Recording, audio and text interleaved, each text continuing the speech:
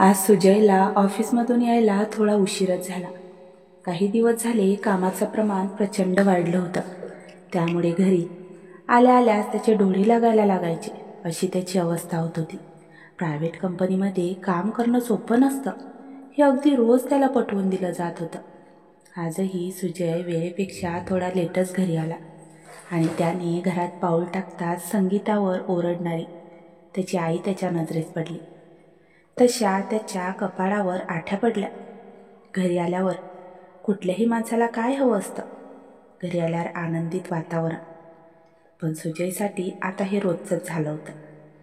संगीता काही ना काही चूक करायची आणि आई तिला ओरडायची. आई, आज काय झालं? सुजयने सोफ्यावर बसत कंटाळवाण्या स्वरात विचारले. सुजय, तुझ्या बायकोला एका शब्दात सांगून दे, नाहीतर तिला या घराबाहेर काढायला वेळ लागणार नाही मला. सकाळी जेव्हा मी उठून बाहेर येते मला वेळेवर चहा मिळत नाही. नाश्ताही मुलं स्कूलमध्ये गेल्यावर, तो ऑफिसमध्ये गेल्यावर देते मला. आणि संध्याकाळी सुद्धा तेच. सकाळी कामं असतात म्हणे, आताही चहा द्यायला उशीर. मुलांचा अभ्यास घेत होती म्हणे. ही हे सर्व जाणून करते, मला त्रास देण्यासाठी.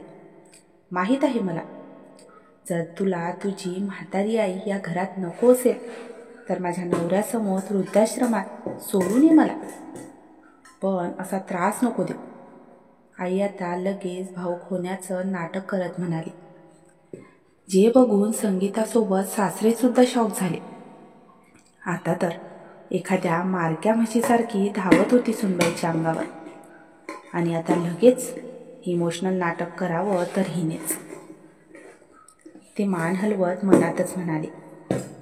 मुलंसुद्धा गुपचाप उभी राहून सुरू असलेला तमाशा बघत होती. इथे आईचं बोलणं ऐकून सुजयचा पारा मात्र चढला होता. संगीता, काय बोलते आई? तो मोठ्याने तिच्यावर खेकसला. तसे आधी संगीताच्या डोळ्यात जमा झालेले अश्रू गालावर ओघळले. मी जाणून काहीही नाही केलं. आईला चहा द्यायला फक्त 2 मिनिट उशीर झाला. तेही मी मुलांचा अभ्यास घेत होती त्यामुळे. आणि राहिला सकाळचा प्रश्न, तर सकाळी मला तुमचा टिफिन, नाश्ता 8 वाजेपर्यंत रेडी ठेवावा लागतो. तुमचं नाही होत तर मुलांना स्कूलसाठी तयार करून त्यांना नाश्ता टिफिन द्यावा लागतो. मग कुठे मला आईला चहा द्यायला वेळ मिळतो? एवढ्या घाईत त्यांना चहा कशी देणार मी? सोबत त्यांना नाश्तासुद्धा हवा असतो. 10 मिनिट लेट झालं तर काय होईल? संगीता कडवडून सांगू लागली. पण सुजय तिने समजून न घेता तो तिच्यावरच चिडला. तुला पूर्ण दिवस काम काय असतं ग? फक्त घरातीलच काम करते ना तू? जर तुझ्याकडून ते सुद्धा होत नसतील तर निघून जा या घरातून. नुसतं आयता खायला नाही आणलं तुला इथे. सुजय पुन्हा ओरडला. आणि सकाळी जर तुझी एवढी धावपळ होते तर उठत जा ना थोडी लवकर. ते नाही येणार तिला. आपल्याला उलट उत्तर द्यायला सांगा. जा आता. काय आमचं तोंड बघत बसलीस? माझा मुलगा थकून ऑफिसमधून आलाय, पाणी वगैरे दे त्याला. वाकडं तोंड करून सासूबाई सोफ्यावर जाऊन बसल्या आणि डोळ्यातील अश्रू पुसून संगीता लगेच सुजयसाठी पाणी घेऊन आली. त्याला हवं ते देऊन ती किचनमध्ये गेली आणि रात्रीच्या स्वयंपाकाला लागली. 1 तासात तिने सर्व काही रेडी केलं आणि सर्वांना टेबलवर जेवण वाढलं. सासूबाई, आज मी तुमच्या आवडीची शेपूची भाजी केली आहे. आवडली नाही का तुम्हाला? आणि राजवीर, तुला पनीरची भाजी आवडली ना? आता तरी नीट जेवण करशील ना तू? आणि बाबा, तुम्हाला सुद्धा हलकी फुलकी खिचडी केली आहे. संगीताचं त्यांना वाढत हसून सांगणं सुरूच होतं. पण सासरे सोडून कुणीही तिच्या बोलण्याकडे लक्ष देत नव्हतं. मगाशी सासूबाईंनी एवढा तमाशा करू एखादी बाई तर रुसून बसली असती. पण संगीतासाठी आता हे रोजचंच झालं होतं. त्यामुळे 5 मिनिटात ती सर्व काही विसरून घरातील सगळ्यांच्या इच्छा पूर्ण करण्याचा प्रयत्न करायची.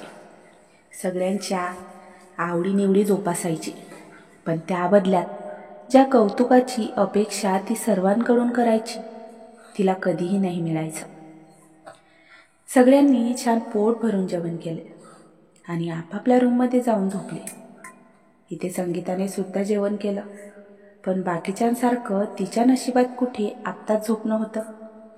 तिने सर्वात आधी टेबल आवरला, नंतर किचन, नंतर भांडी घासली आणि मुलांच्या रूममध्ये गेली, जिथे ते शांत झोपेच्या अधीन गेले होते. तिने दोघांच्याही डोक्यावरून प्रेमाने हात फिरवला आणि तिच्या रूममध्ये आली, जिथे सुजयसुद्धा झोपी गेला होता. आता जागण्याची हिंमत तर संगीतामध्ये सुद्धा राहिली नव्हती, कारण पूर्ण दिवस घरातील कामं करून ती पूर्णपणे थकून जायची. त्यामुळे 5 मिनिटाच्या आतच ती सुद्धा झोपी गेली. आज 12 वर्ष पूर्ण झाली होती तिच्या लग्नाला, पण लग्नाचा वाढदिवस कुठे निघून गेला ते तिला सुद्धा कळलं नाही. तसं लक्षात होतं बरं का तिच्या, आणि याची आठवण तिने सकाळी सुजयला करून दिलेली. पण तो तर नेहमी कामात बिझी असायचा, त्यामुळे त्याला कुठे वेळ होता काही स्पेशल प्लॅन करण्याचा. त्याला तर संगीताला विश करण्या इतकाही वेळ नव्हता. तो ऑफिसला निघून गेला आणि हिचं नेहमीचं रुटीन सुरू झालं. तेच रोज सकाळी 5:30ला उठायचं, फ्रेश होऊन देवपूजा करायची, किचनमधील कामं आवरायची, नंतर सुजयचा आणि मुलांचा टिफिन तयार करणं, तेही तिघांच्याही टिफिनमध्ये वेगवेगळे पदार्थ, नंतर त्यांच्यासाठी नाश्ता बनवायचं, मुलांना उठवून त्यांना स्कूलसाठी तयार करायचं. सुजय उठल्यानंतर त्याला हवं ते ऑफिसचं त्याचं सगळं सामान रेडी ठेवायचं, नंतर त्या तिघांना नाश्ता द्यायचा, त्यांचे टिफिन पॅक करून द्यायचे. नंतर सुजय ऑफिसला निघून जायचा आणि ती मुलांना खाली सोडायला जायची.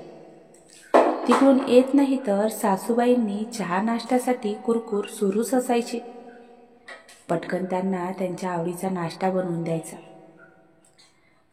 कारण मुलांना सँडविच वगैरे लागायचं, सुजयला हेल्दी काहीतरी आणि सासूबाईंना चटपटी. त्यामुळे ते वेगळंच बनवावं लागायचं आणि ते त्यांना कधीही आवडायचं नाही. त्यांच्यासाठी तर शेजारची शिलाच नेहमी चांगलं जेवण बनवते, मग त्यात मीठ तिखट नसलं तरी चालेल, पण संगीतासाठी कौतुकाचे शब्द तोंडातून कधीही निघता कामा नये. त्यांना नाश्ता देऊन किचनमध्ये पडलेले भांडे आवरायचे, कपडे धुवायचे, फरशी पुसायची आणि कामात 10 कधी वाजून जायचे तिलाही कळायचं नाही. तेव्हा कुठे सासरे तिला नाश्त्याची आठवण करून द्यायचे आणि ती नाश्ता करायची. आता घरातील कामं तर आवरायचे, पण बाहेरही राहायचे ना, भाजीपाला, फळ, सासू सासऱ्यांच्या गोळ्या, मार्केटमध्ये जाऊन ते घेऊन यायचं आणि तिकडून आलं की दुपारच्या स्वयंपाकाला लागायचं. ते नाही होत तर मुलं स्कूलमधून यायची, त्यांना खाली घ्यायला जायचं, जेवण द्यायचं आणि पुन्हा तेच भांडी वगैरे. ते नाही होत तर मुलांचा अभ्यास, आणि अशातच संध्याकाळ व्हायची. तेव्हासुद्धा सासूबाईंची चहासाठी कुरकुर सुरू व्हायची. सकाळी 5:30 पासून ते रात्रीच्या 11पर्यंत ती सुरू राहायची. तरीही घरचे बोलायचे की पूर्ण दिवस तुला कामच काय असते. फक्त सासूबाईच नाही तर नवरा आणि मुलंसुद्धा तिला तेच बोलायची. आणि का नाही बोलणार, ज्या घरात नवरा त्याच्या बायकोची इज्जत करत नाही तिथे दुसरे काय करणार. आणि वडिलांची आईसाठी असलेली वागणूक बघून मुलंसुद्धा तेच करायची. नेहमीप्रमाणे दुसऱ्या दिवशी सकाळी संगीता 5:30ला उठली आणि कामाला लागली. 8:30 वाजता सुजयसुद्धा ऑफिससाठी तयार होऊ लागला. तोपर्यंत संगीता त्याच्यासाठी आणि मुलांसाठी नाश्ता वाढत होती.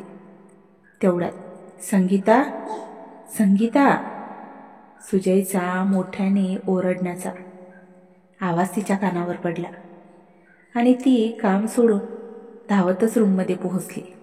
का का का काय झालं?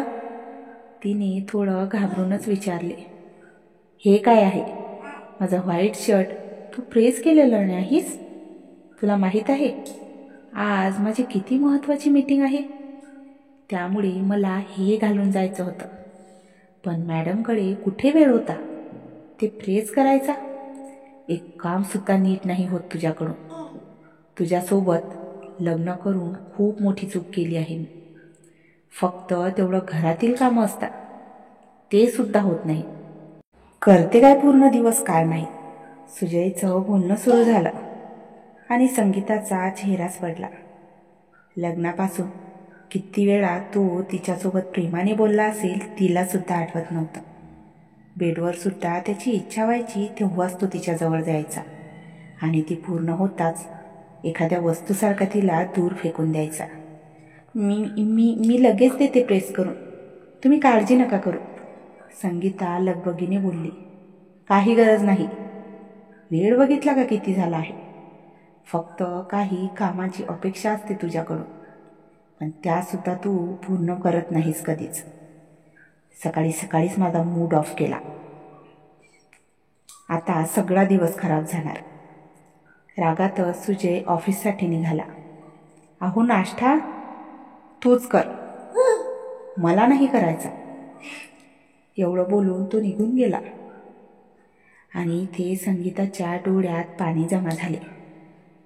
आता सुजय निघून गेला तर घर शांत होईल असं तुम्हाला वाटत असेल ना? नाही नाही, अजून तर सासूबाई बाकी होत्या. काय ग हे अवदसा, एक काम सांगतो माझा मुलगा, ते सुद्धा तुझ्याकडून होत नाही. आज तुझ्यामुळे नाश्ता न करताच निघून गेला माझा सुजय. कोणत्या वेळेला ही अवदसा सून म्हणून या घरात आणली तेच मला कळत नाही.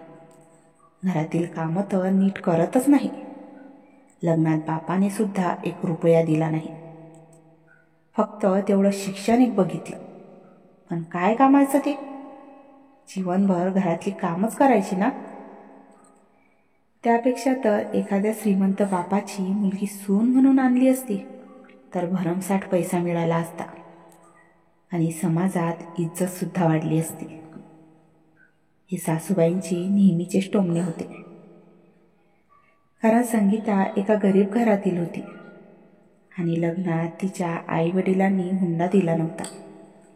पण गरीब असलेली संगीता दिसायला खूपच सुंदर आणि शिकलेली सुद्धा होती. एवढंच नाही तर प्रत्येक कामात परिपूर्णही होती. कुठलीच कमी तिच्यात नव्हती. पण सासूबाईंना तिच्यातील हे गुण कधीच दिसले नाही. आई, तू काय तिथे आजींचं बोलणं ऐकत बसली? आम्हाला स्कूलमध्ये जायला उशीर होत आहे. मुलाचा आवाज कानावर पडला. तसा घाईतच तिने त्या दोघांना नाश्ता दिला आणि ताटात साधे पोहे बघून दोघांच्याही चेहऱ्यावर 12 वाजले. हे काय गाई, हे पोहे आमच्या दोघांनाही आवडत नाही. हे माहीत असून सुद्धा तू का तेच बनवते आम्हाला कळत नाही. मुलं नाराजीने बोलली. अरे बाळांनो, रोज तर तुमच्या आवडीचाच नाश्ता बनवते ना मी. ते आज थोडं काम जास्त होतं त्यामुळे सर्वांसाठी एकच नाश्ता बनवला. आजच्या दिवस खाऊन जा, उद्या तुमच्यासाठी तुमच्या आवडीचा पास्ता बनवेल. संगीता त्यांना समजावण्याचा प्रयत्न करत बोलली. आम्हाला नाही खायचं आजी, आम्हाला पैसे दे, स्कूलमध्ये खाऊ आम्ही काही. आणि आई, तू ना आजी बोलते त्याच लायकीची आहेस, कधीच कुठलंच काम परफेक्ट करत नाहीस.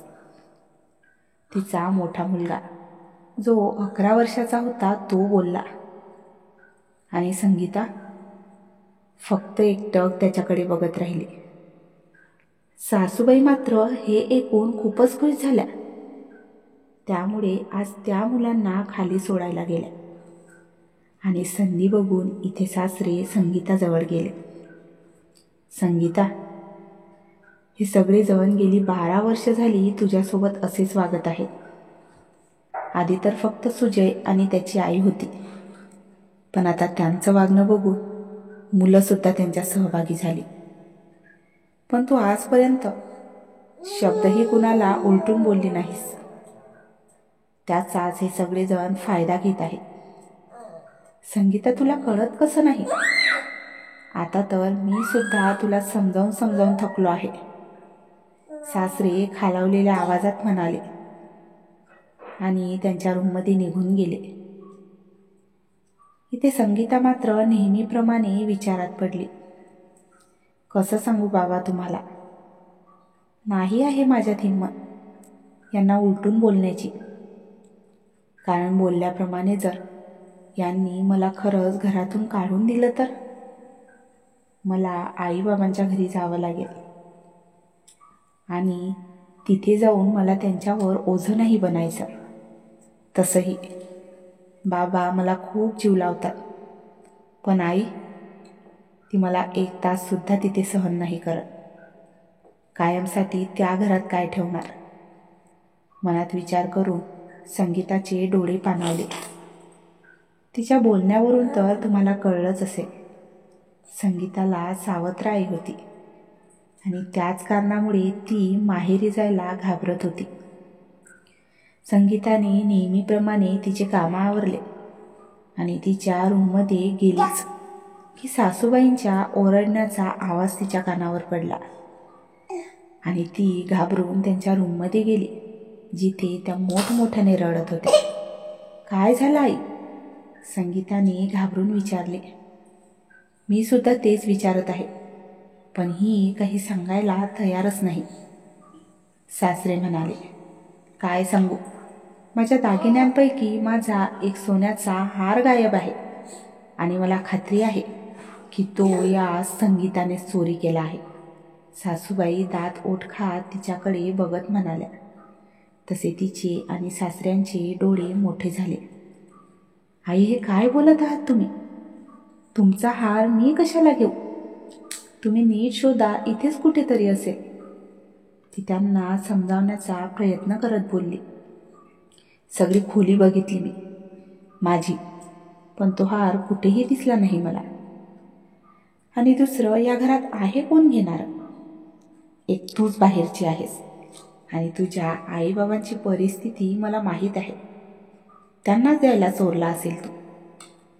कुठल्या ग्रह नक्षत्रात ही चोरणी माझ्या घरात सून बनून आली काय माहीत. आई, सासूबाई बोलतच होत्या की संगीता मोठ्याने ओरडली. आता तिची सहनशक्ती संपली होती. या घरात पाऊल ठेवलं तेव्हापासून आजपर्यंत मी तुमचं सर्व काही ऐकून घेतलं, पण बस आता नाही. आज चक्क तुम्ही माझ्यावर चोरीचा आरोप केला. मान्य आहे मला, माझे आईवडील गरीब आहेत, पण त्यांनी मला संस्कार हे चांगलेच दिले आहेत. एक मुलगी सर्व काही सहन करू शकते आहे, पण जेव्हा गोष्ट तिच्या आईवडिलांची आणि आत्मसन्मानाची येते ना, ती कुणाचंही ऐकत नाही. बस, आता मी या घरात 1 मिनिटही थांबणार नाही. तुम्ही सांभाळा तुमचा मुलगा आणि घर. माझी लिमिट आता संपली आहे. आजपर्यंत मी माझं स्वतःचं घर समजून इथे राहिली, सर्व काही सांभाळलं मी, आणि तुम्ही किती सहजासहजी बोलून दाखवलं. मी बाहेरची आहे. लग्नानंतर माझं अस्तित्व गमावून मी सर्व काही या घराला दिलं, पण आता नाही. मी सर्व काही सोडून जात आहे आणि कधीही परत येणार नाही. एवढं बोलून डोळ्यात अश्रू घेऊन संगीताने तिचे कपडे भरले आणि घराबाहेर पडली. अगं, धमकी कुणाला देते? जा जा, मी तर याच दिवसाची वाट बघत होती. हिंमत तर बघा तिची. माझ्यासोबत मोठ्या आवाजात बोलून गेली ती. जेवढ्या स्वाभिमानाने गेली ना, तशी परतही नाही येशील. सासूबाई मागून ओरडत राहिल्या, पण संगीताने त्यांचं काहीही न ऐकता रिक्षा पकडली आणि त्यात बसून निघून गेली. हे तू ठीक नाही केलं. सुनबाईवर एवढा मोठा आरोप करण्याअगोदर तू एकदाही विचार नाही केला. सासरे आता नाराजीने बोलले. तुम्ही गप्प बसा.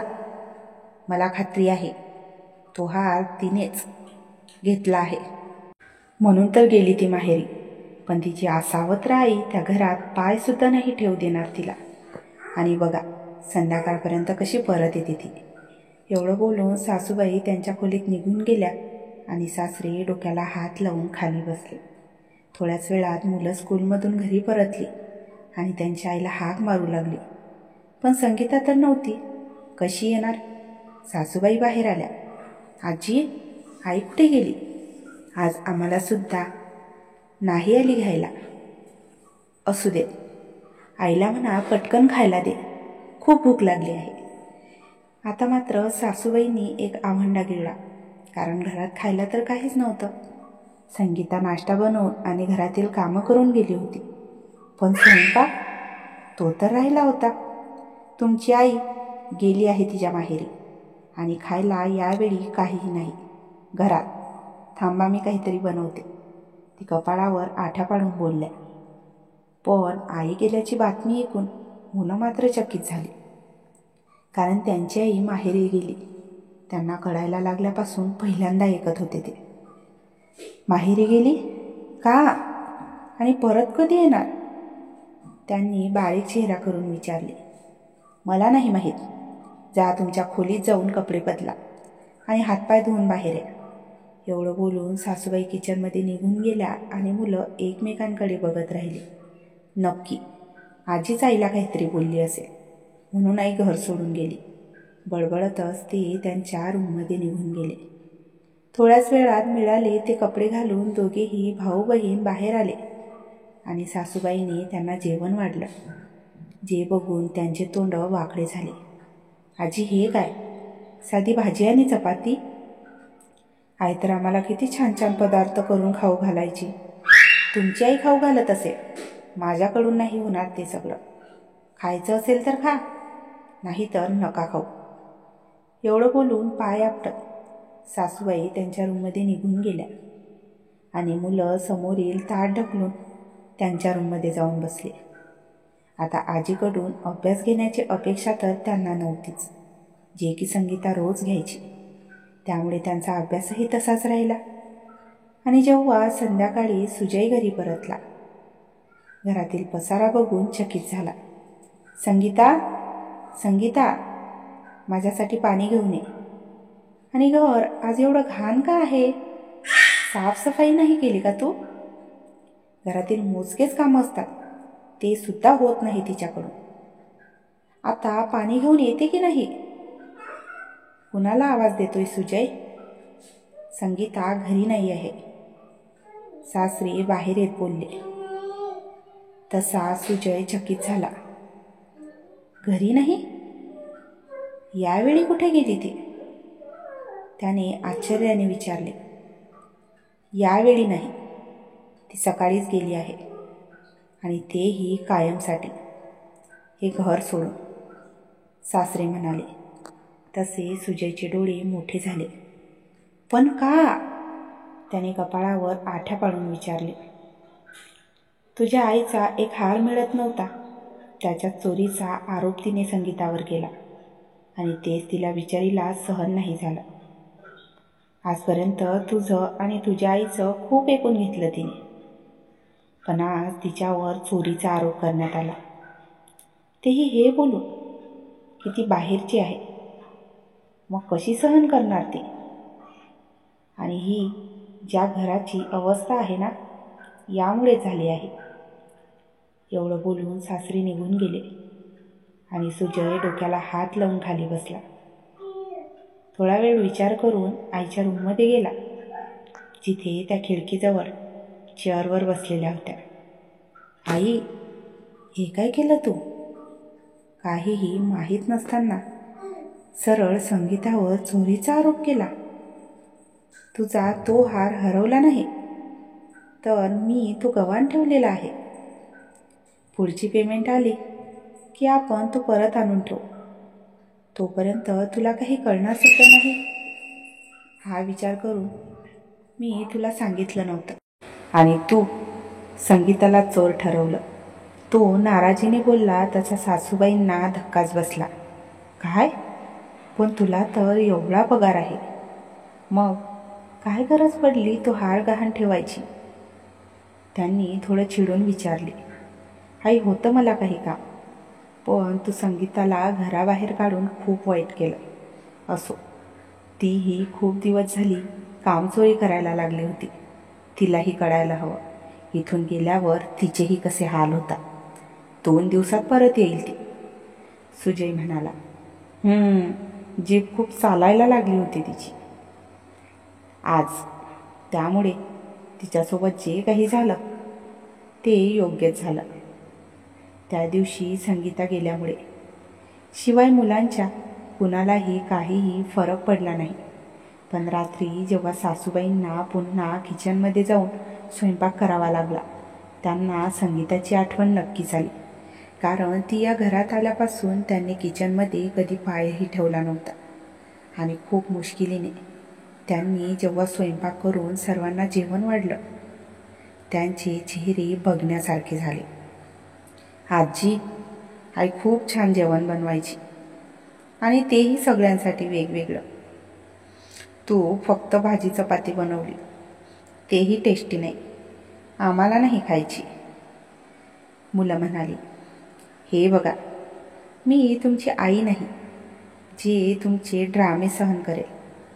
खायचं असेल तर खा, नाही तर नका खाऊ. हे मी तुम्हाला दुपारीसुद्धा बोलली होती. आता मुलांना बोलणे बसले, त्यामुळे सुजय आणि सासऱ्यांनी काहीही न बोलता गुपचाप जेवण केलं. नंतर कुठे सासूबाई जेवायला बसल्या, आणि जेव्हा त्यांनी पाहिलं, घास घेतला, त्यांचं तोंड वाकडं झालं. मुलं खरं बोलत होती, ह्या जेवणाला तर काहीच टेस्ट नाही.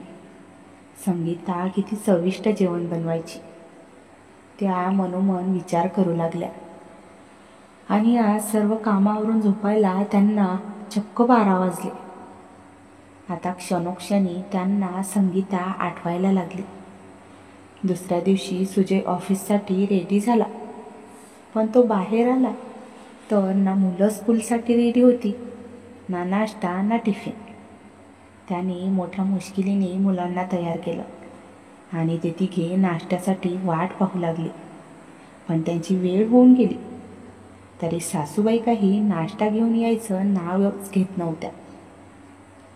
शेवटी वैतागून त्याने हाक मारली, आणि चिडून त्या किचनमधून बाहेर आल्या. हे घ्या तुमचे टिफिन.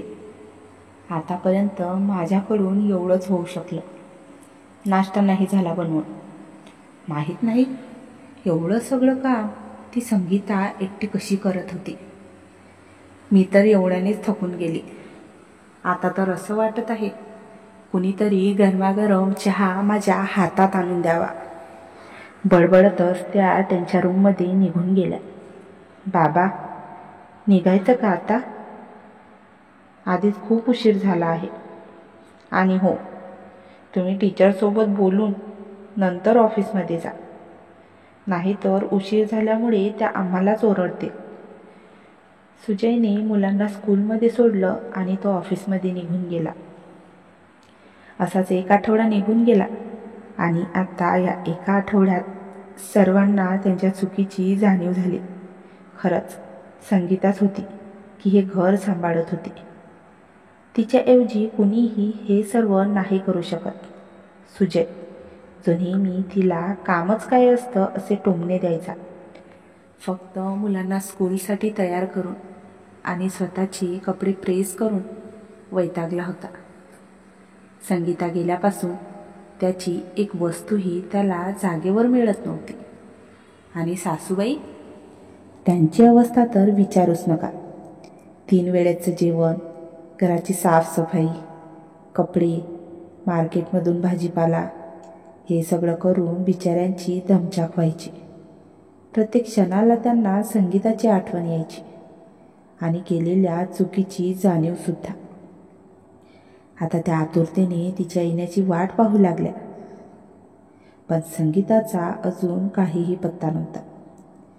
शेवटी आज वैतागून त्या सुजयसोबत बोलायला त्याच्या रूममध्ये गेल्या. सुजय, बस झाला आता. या वयात माझ्याकडून एवढी सगळी कामं नाही होत. तुझी बायको कशी करायची तिलाच माहीत. त्यात आपल्या सगळ्यांना तर तिन्ही वेळेस वेगवेगळे पदार्थ लागायचे. इथे भाजी चपाती बनवूनच मी वैतागली आहे. ती तर एवढं सगळं करून कधी तोंडातून एक शब्दही नाही काढला. तरीही मी तिला नेहमी टोमणे देत राहिली. तिच्या आईवडिलांनाही किती काही बोलत होती. पण मीही विसरली होती. त्यांनी दिलेल्या संस्कारांमुळेच संगीता आपल्या घरात टिकून होती. हुंड्याचं काय, पैसा आज येईल आणि उद्या निघून जाईल. पण ही संस्कारांची शिदोरी जीवनभर सोबत राहते, जी कुटुंब टिकवून ठेवण्यास मदत करते. तू संगीताला परत घेऊन ये सुजय. तिच्याशिवाय आपलं घर अपूर्ण आहे. वाटल्यास मी तुझ्यासोबत येते आणि तिची माफी मागते. शेवटी माझ्यामुळेच तर ती हे घर सोडून गेली आहे. हो आई, मी सुद्धा तोच विचार करत होतो. मुलांचा अभ्यास, माझे कपडे प्रेस करणं, सगळ्या वस्तू नीट ठेवणं, मुलांना स्कूलसाठी तयार करणं, एवढंच काम माझ्यासाठी खूप आहे. संगीता तर घरातील सगळे कामं करून हे सर्व करत होती. तरीही मी नेहमी तिला हेच बोलायचो की तिला कामच काय असते. आजपर्यंत माझ्यासाठी फक्त बाहेर जाऊन पैसे कमावणे हेच काम होतं. पण संगीता गेल्यानंतर कळलं की तिने जर तिच्या कामाचा मोबदला मागितला ना, तर तो माझ्या सॅलरीपेक्षाही जास्त होईल. शिकलेली असूनसुद्धा तिचं अस्तित्व गमावून ती आपल्यासाठी एक गृहिणी बनून राहिली आणि आपण तिच्या बलिदानाला नाही समजू शकलो. तिच्याऐवजी जर मला घरातील हे सर्व कामं करायला लागली असती ना, तर एका दिवसात वैतागलो असतो मी. आणि ती हसत हसत गेले कितीतरी वर्ष झाली हे सगळं करत आहे. मला तरी आठवड्यातून एकदा ऑफिसमधून सुट्टी मिळते, पण तिच्यासाठी प्रत्येक दिवस सारखाच असतो. कधीतरी तिचंही मन होत असेल ना सुट्टी घेण्याचं, बाहेर जाण्याचं, पण ती कधीही बोलली नाही आणि मीही कधी समजून घेतलं नाही. पण आता मला माझ्या चुकीची जाणीव झाली आहे. मी उद्या संगीताला घ्यायला जाणार आणि तिची माफी मागणार. आणखी एका आठवड्यातून एकदा आपण बाहेरून जेवण मागवत जाऊ, म्हणजे तिलाही बरं वाटेल, आपल्यासोबत घालवायला वेळ मिळेल. आणि महिन्यातून एकदा मी तिला बाहेर घेऊन जात जाईल. कधीतरी तिच्यासाठी सरप्राईज गिफ्टसुद्धा आणत जाईल. तीसुद्धा खूप वेळा माझ्या आवडीचं जेवण बनवून मला सरप्राईज देते ना. सुजय बोलला. हो बाळा, मी सुद्धा माझ्याकडून होते तोपर्यंत सुनबाईची घरकामात मदत करत जाईल. माझ्याकडून झालं नाही तेव्हा तिलाच करायचं आहे सगळं. आणि माझी ही मुलगी पुन्हा दुसऱ्याच्या घरी सून म्हणून गेली आहे. तिच्यासोबत जर तिच्या घरच्यांनी असंच केलं असतं तर तिला आणि आपल्याला किती वाईट वाटलं असतं. मी कधी विचारच केला नाही, सासूबाई बोलल्या.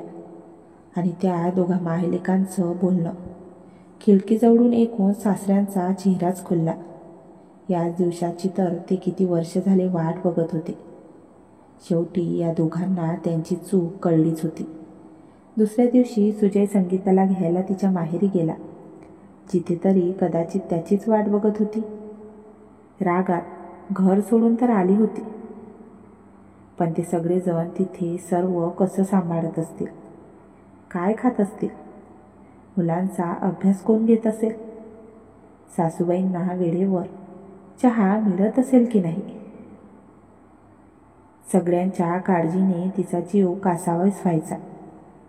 आणि शेवटी सुजयला बघून ती सुद्धा खुश झाली. इथे आल्यावर तिच्या सावत्र आईने तिला जास्त दिवस इथे राहायला नकार दिला होता. पण यावेळी तिच्या वडिलांनी संगीताची बाजू घेतली आणि तिला त्रास दिला तर तिच्या आईला घराबाहेर काढतील अशी धमकीसुद्धा दिली. त्यामुळे ती गप्पच बसली. सुजयने त्याच्या चुकीची माफी मागितली आणि पुन्हा अशी चूक होणार नाही अशी सुद्धा ग्वाही दिली. घरी सासूबाई, मुलं सगळेजण तिची खूप आठवण काढत आहेत आणि सर्वांनाच त्यांच्या चुकीची जाणीव झाली आहे हे सुद्धा सांगितलं. संगीता तर होतीच मोठ्या मनाची, त्यामुळे तिने लगेच त्याला माफ केलं आणि हसत हसत त्याच्यासोबत तिच्या घरी गेली. मित्रांनो, आजची ही कथा तुम्हाला कशी वाटली कमेंट करून नक्कीच सांगा. जर तुम्हाला कथा आवडली असेल तर कथेला लाईक आणि शेअरसुद्धा करा. तसेच चॅनलला सबस्क्राईब करायला विसरू नका. धन्यवाद.